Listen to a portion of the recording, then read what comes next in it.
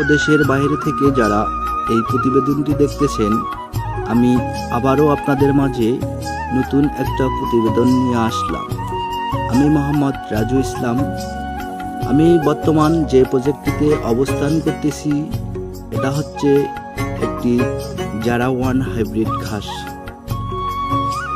এই ঘাসটি আপনার খামারের জন্য রোপণ করতে পারেন। চলুক দর্শক, এখন আমরা দেখে আসি কিভাবে চারা ঘাসে পরিচর্যা করে। এখানে আমি শুরুতে লাগাইছিলাম, মাটিটা প্রথমে পাপটাইলার দিয়ে 2 চাষ করে নিছিলাম। নেওয়ার পরে পর্যাপ্ত পরিমাপ গোবর দিছি। দেওয়ার পরে আর 2টা চাষ করে নিছিলাম পাওয়ার টিলার দিয়ে।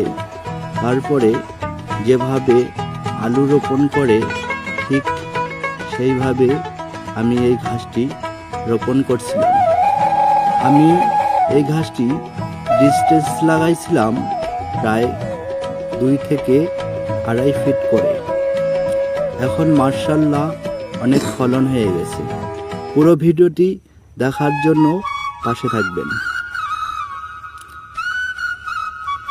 একটা গাছ দেখেন আমার আখের মতো হয়ে গেছে। আপনারাও চাইলে আপনার খামারের জন্য এই কাটিংটি সংগ্রহ করতে পারেন। কুরিয়ার যুগে আমি সারা বাংলাদেশে কাটিংটি অনলাইনে দিয়ে থাকি।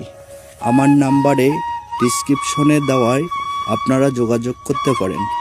আমার নাম্বার হচ্ছে 01311884586। এই নাম্বারে যোগাযোগ করলে আমার কাছে বিস্তারিত ঘাসের তথ্য, কিভাবে রোপণ করতে হয় বিস্তারিত জানতে পারবেন। জারা-1 হাইব্রিড ঘাস বাংলাদেশের উচ্চ ফলনশীল একটা ঘাস। আপনারা আপনার খামারের জন্য এই ঘাসটি রোপণ করবেন, ইনশাআল্লাহ আপনার খামারের প্রফিট অর্জন করতে পারবেন। বর্তমান যুগে যে দানাদার খাদ্য, তার চেয়ে আপনারা ঘাস রোপণ করবেন, আপনাদের খামারে প্রফিট অর্জন করতে পারবেন ইনশাআল্লাহ।